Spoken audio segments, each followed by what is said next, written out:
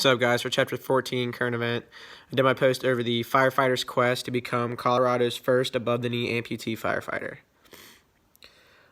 So Josh McDonald is a firefighter and fire protection district investigator for the Berthoud, I don't really know how to explain or pronounce that, fire department.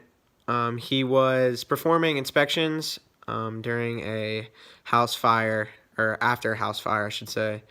And was just looking around, investigating with other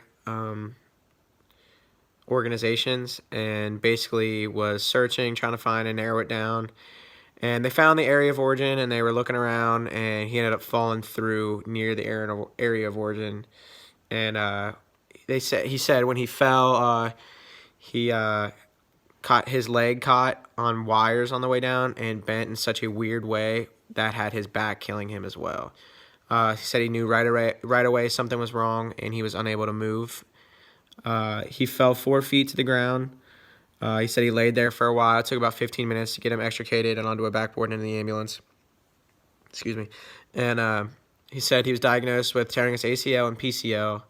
And once they were repaired, he noticed that he developed a bump on his leg. And he said he could feel the screws from the repairment that was basically drilling into his tibia bone that kept getting bigger and bigger and swelling up. So he said that not too long later, he passed out in his bathroom during a Thanksgiving family function and was rushed to the hospital for a CAT scan, and he had a staph infection in his entire leg. They said the staph infection later turned into MRSA.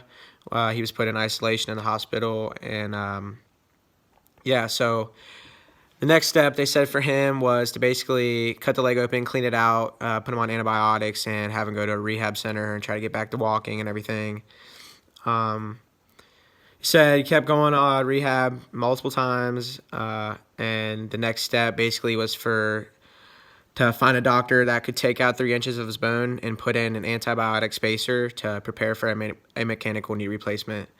So during his time in the rehab waiting for the mechanical knee replacement, which took about 3 months, or he had to wait for 3 months, he actually developed another staph infection in his leg, and he went to ER, and they found MRSA had developed again. So he said it was on the back of his leg. He said the MRSA started attacking the mechanical knee replacement.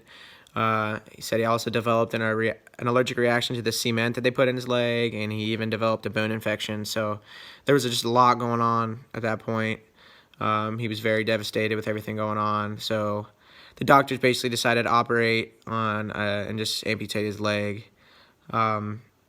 He said he thought it was probably the best. It was his 18th surgery on his knee throughout his life. He didn't want to go through another surgery. Other than that, just with so many antibiotics that were affecting his kidneys and everything. So he ended up, it was a successful surgery, and he was moved back to another rehabilitation hospital. And yeah, so now he's using his story as an influential impact. He's now still working to get back with his prosthetic leg. He actually is now meeting with another famous firefighter who recovered from an above-the-knee amputee. He was one of the first ones to ever do it.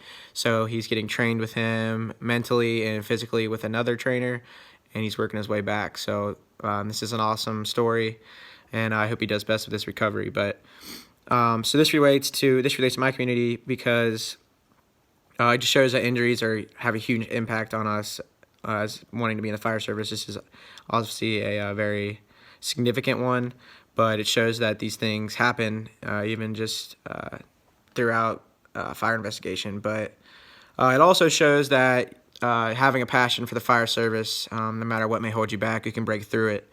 I mean, this guy has a huge impact on a lot of people, I'm sure of it, as he's making his way back to continue to be a firefighter and pass all of his testing and everything, which can be done with his motivation that he has right now. So it just goes to show you a lot of different things for this current event. So that's really it, guys. So thank you.